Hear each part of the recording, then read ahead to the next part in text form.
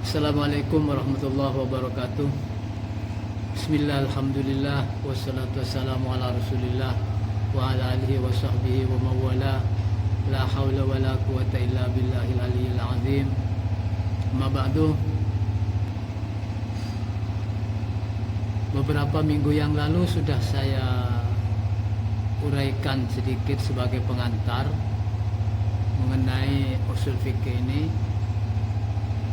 Tetapi pada saat ini kami juga perlu menguraikan kembali terkait dengan definisi atau pengertian daripada usul fikih dan fikih. Langsung saja saudara. Pertama, kita membicarakan tentang pengertian usul fikih. Bahwa pengertian usul fikih ini sesungguhnya dapat dilihat dari dua sisi. Sisi yang pertama adalah sebagai rangkaian dari dua kata usul dan fiqh.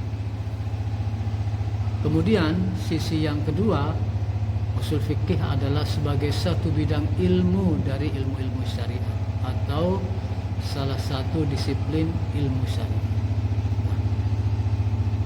Dilihat dari sudut tata bahasa Arab, usul fiqh adalah tarkib idhofi yang terdiri dari kata usul mudhaf dan fikih mudhaf ilaih, yang berarti memberi pengertian usul bagi fikih, jadi dasar bagi fikih.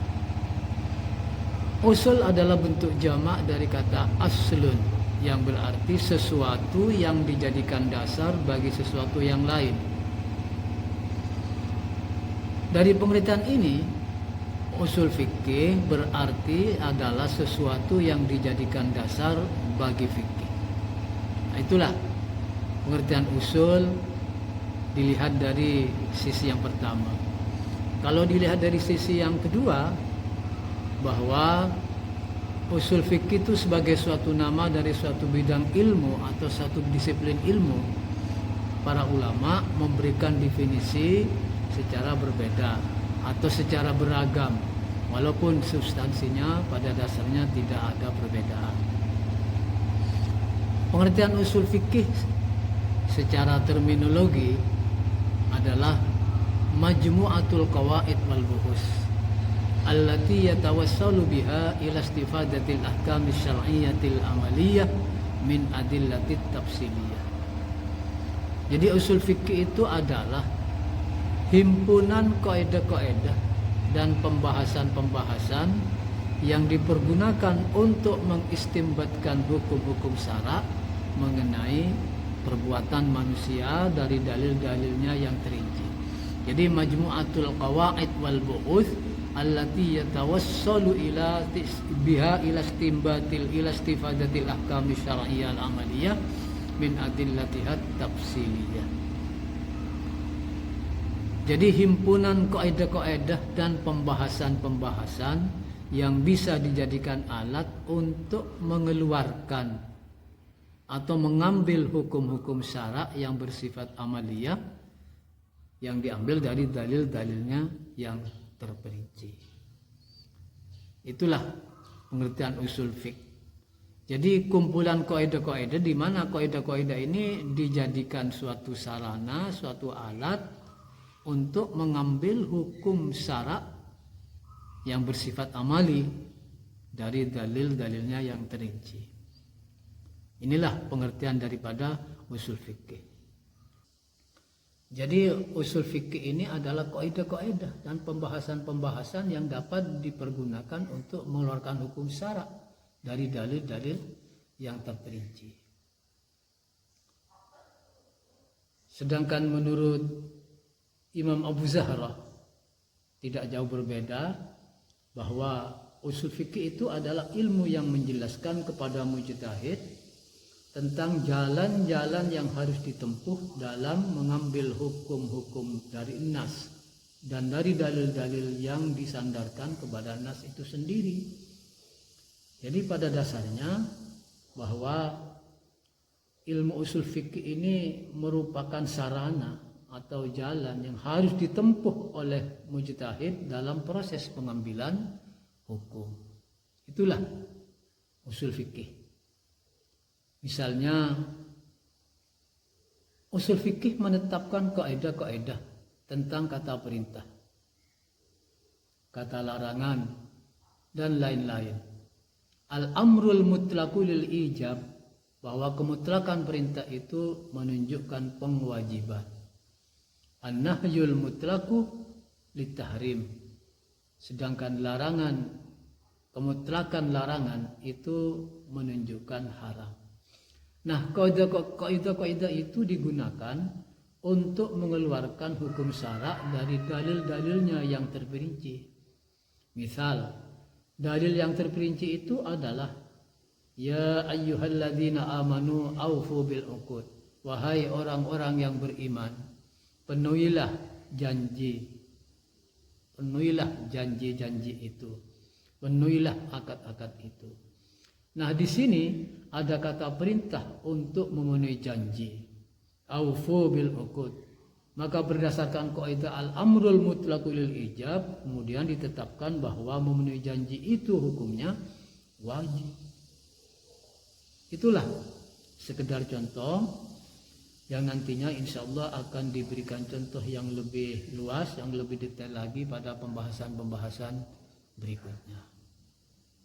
Sekarang yang terkait dengan fikih, secara singkat saja, bahwa fikih secara etimologi adalah pemahaman yang mendalam tentang suatu perbuatan atau ucapan. Pemahaman fikih. Sedangkan secara terminologi, fikih itu adalah al-ilmu bil ahkamis syar'iyyatil amaliyati min adillatit tafsiliyah. Fikih secara terminologi adalah pengetahuan tentang hukum-hukum syara' yang bersifat amaliyah, yang praktis, min adillatit tafsiliyah, yang diambil dari dalil-dalil yang terperinci. Nah, itulah pengertian daripada fikih. Dari sini akan dapat diketahui bahwa pembahasan ilmu fikih itu ada dua macam. Yang pertama, pengetahuan tentang hukum-hukum syara' mengenai perbuatan manusia yang praktis. Sedangkan yang kedua, pengetahuan tentang dalil-dalil yang terperinci pada setiap permasalahan. Dalil-dalil yang terperinci pada setiap permasalahan. Misalnya, jika dikatakan bahwa setiap penambahan dari harta pokok itu disebut riba, maka hal itu disebutkan dalilnya wa in tubtum falakum ru'usu amwalikum la tadlimuna wa la tudlamun. Artinya, jika kamu bertaubat dari pengambilan riba, maka bagimu pokok hartamu, kamu tidak akan menganiaya dan tidak akan dianiaya. Itulah sekedar sekelumit tentang fikih. Kemudian sekarang mengenai hubungan usul fikih dan fikih. Saudara, hubungan usul fikih dan fikih itu tentu sangat erat sekali, seperti halnya hubungan ilmu nahwu dengan ilmu bahasa Arab, di mana ilmu nahwu merupakan gramatika yang menghindarkan kesalahan seseorang di dalam menulis dan mengucapkan bahasa Arab. Demikian juga usul fikih adalah merupakan kaidah yang memelihara fuqaha, para ahli fikih, agar para fuqaha itu tidak terjadi kesalahan di dalam mengistimbatkan hukum. Nah, di samping itu juga fungsi usul fikih adalah membedakan antara istimbat atau ijtihad yang benar dengan istimbat yang salah. Sebagaimana ilmu nahwu berfungsi untuk membedakan antara susunan bahasa Arab yang benar dengan susunan bahasa Arab yang salah.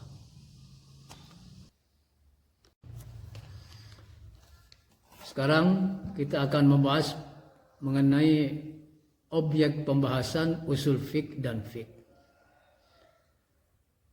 Dari penjelasan tentang hubungan antara usul fiqh dan fiqh, maka jelaslah bahwa objek usul fiqh itu berbeda dengan objek fiqh. Objek fikih adalah hukum yang berhubungan dengan perbuatan manusia beserta dalil-dalilnya yang terperinci.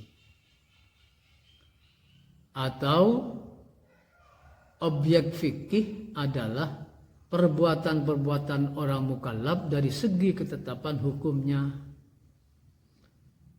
Maka orang ahli fikih membahas tentang jual belinya orang mukallaf, membahas tentang sewa menyewanya orang mukallaf, membahas tentang gadainya, sholatnya, puasanya dari segi ketetapan hukumnya,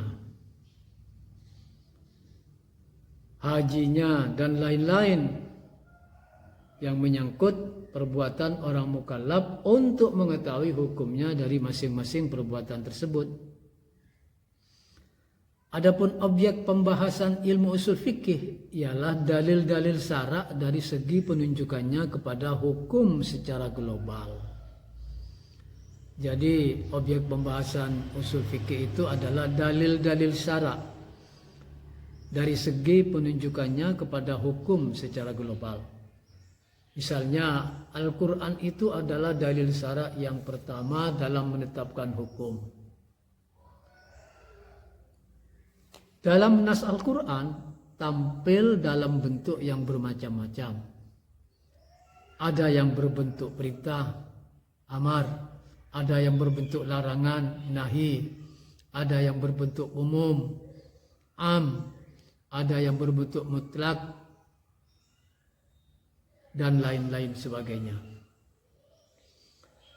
Dari bentuk-bentuk tersebut para ahli usul kemudian membahas terhadap semua itu agar dapat diperoleh ketentuan hukum yang ditunjuk oleh kalimat-kalimat tersebut.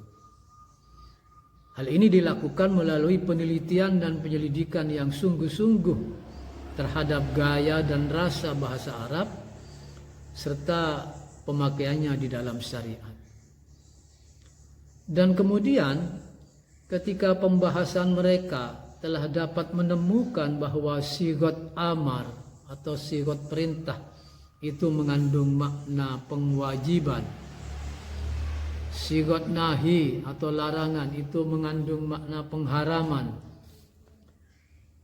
kemudian sigot am, sigot yang bersifat am mengandung pengertian makna tercakupnya seluruh satuan yang terdapat di dalam pengertian umum itu secara pasti, dan sigot mutlak itu menunjukkan setiap bagian tanpa batasan, maka akhirnya mereka menciptakan kaidah-kaidah sebagai berikut. Pertama, kaidah al-amru lil ijab. Yang kedua, an-nahyu lit tahrim. Al-am yantazim jami' afradihi qat'an. Al-mutlaqu yadullu jami' afradihi bila qayyidin. Dan kaidah-kaidah lain-lain. Semuanya itu kaidah-kaidah yang tadinya disusun dirumuskan itu dipergunakan oleh para ahli fikih untuk menetapkan hukum syara' yang amali atas dalil-dalilnya yang juz'i. Jadi ahli usul merumuskan kaidah, kemudian kaidah-kaidah kulli yang dirumuskan oleh ahli usul itu kemudian dipergunakan oleh para ahli fikih untuk menetapkan hukum syara' yang amali atas dalil-dalilnya yang juz'i. Misalnya, para ahli fikih menggunakan kaidah al-amru lil ijab atas firman Allah, ya ayyuhalladzina amanu aufu bil uqud, dan memberikan hukum wajib atas pemenuhan janji atau akad. Atau ulama fikih menggunakan kaidah an-nahyu lit tahrim atas firman Allah, ya ayyuhalladzina amanu la ta'kulur riba ad'afa mudha'afa. Hai orang-orang yang beriman, janganlah kamu memakan riba dengan berlipat ganda. Dan memberikan hukum haram bagi yang memakan harta riba. Atau juga ulama fikih menggunakan al-amu yantadhimu jami' afrodihi qat'an, bahwa lafaz am itu berarti mencakup semua bagian-bagian secara pasti atas firman Allah, hurrimat alaikum ummahatukum, diharamkan bagimu mengawini ibu-ibumu, dan menetapkan keumuman ibu karena al-am yantadhimu jami' afrodihi, dan menetapkan keumuman ibu yang mencakup ibu kandung dan ibu tiri atau semua wanita yang dikawini oleh ayah. Atau ulama fikih menggunakan kaidah al-mutlaqu yadullu ala jami'i afrodihi bila qaidin. Mutlak itu menunjukkan atas setiap bagian tanpa qaid, tanpa batasan. Atas firman Allah tentang kafarah zihar, fatahriru raqabatin min qabli ayyatamassa. Kafarah zihar di sini mutlak, fatahriru raqabah, harus memerdekakan budak. Bagi orang yang mendihar istrinya kemudian mau kembali lagi, maka dia harus memerdekakan budak. Kata-kata raqabah, budak, ini mutlak di sini. Apakah budak yang muslim ataukah budak? Tidak ada, ini mutlak. Pokoknya budak gitu. Jadi maka wajib atasnya memerdekakan seorang budak dan menetapkan budak yang mana saja, baik dia itu muslim ataupun yang tidak muslim. Nah, saudara, dari uraian tersebut maka jelaslah perbedaan antara dalil kulli, dalil yang bersifat umum, dan dalil juz'i. Sekaligus jelas pula di antara hukum kulli dan hukum juz'i. Bagaimana? Dalil kulli adalah macam yang umum dari beberapa dalil yang terkandung di dalamnya berbagai juz'iyah, seperti amar. Sigot amar itu adalah sigot yang kulli, di mana di dalamnya tercakup semua sigot yang disampaikan dengan bentuk amar. Begitu juga sigot nahi adalah sigot yang kulli, di mana di dalamnya tercakup semua sigot yang disampaikan dengan bentuk nahi. Maka ia pun tercakup di dalamnya, dan begitulah seterusnya. Maka amar adalah dalil yang kulli, sedangkan nas yang datang itu adalah dalil yang juz'i. Dan nahi adalah dalil kulli, sedangkan nas yang datang dengan sigot nahi adalah dalil juz'i. Itulah dalil kulli dan dalil juz'i. Jadi amar itu dalil kulli, sementara ayat yang datang berbentuk amar tentang sesuatu itu adalah dalil yang juz'i. Jadi sekali lagi, amar itu dalil kulli, sedangkan sigot yang datang dalam bentuk juz'i, itu sigot yang datang itu adalah dalil juz'i. Misalnya aufu bil uqud itu adalah penuhilah janji, itu dalil juz'i karena sudah mengarah kepada bagian memenuhi janji, tidak yang lain-lain. Sekarang hukum kulli. Hukum yang kulli ialah macam yang umum, di mana tercakup di dalamnya berbagai juz'iyah, seperti ijab, haram, sah, batal. Ini semuanya adalah hukum kulli, di mana di dalamnya terdapat berbagai juz'iyah. Misalnya wajib sholat, misalnya wajib zakat, wajib memenuhi janji, dan lain sebagainya. Jadi hukum yang kulli ialah macam-macam yang umum atau macam yang umum di mana tercakup di dalamnya bagian juz'iyah. Jadi hukum kulli, ijab adalah hukum kulli, wajib melaksanakan sholat adalah hukum juz'i. Ijab itu adalah hukum kulli, wajib melaksanakan puasa itu adalah hukum juz'i. Jadi wajib ialah hukum yang kulli, di mana di dalamnya tercakup kewajiban memenuhi, kewajiban menyaksikan dalam akad nikah, dan kewajiban apa saja. Begitu pula haram, ia juga hukum yang kulli, yakni di dalamnya tercakup keharaman apa saja, keharaman berzina, keharaman mencuri, dan keharaman apa saja. Dan begitulah seterusnya mengenai sah dan batal. Jadi wajib itu adalah hukum kulli, sedangkan kewajiban sesuatu perbuatan tertentu adalah hukum juz'i. Para ahli usul, ini yang penting, para ahli usul tidak membahas tentang dalil-dalil juz'iyah. Karena dalil juz'iyah ini dibahas oleh ulama fikih. Dan juga tidak membahas tentang hukum-hukum yang juz'iyah. Tetapi membahas tentang dalil-dalil yang kulli dan hukum-hukum yang kulli. Dan dengan itu disusunlah kaidah-kaidah yang kulli agar para ahli fikih dapat menetapkannya atau menerapkannya atas dalil-dalil yang juz'i, sehingga dapat mengeluarkan hukum yang terinci dari dalil tersebut. Para ahli fikih tidak membahas tentang dalil-dalil yang kulli dan tidak pula tentang hukum-hukum yang kulli, akan tetapi membahas tentang dalil-dalil yang juz'i dan hukum-hukum yang juz'i pula. Itulah.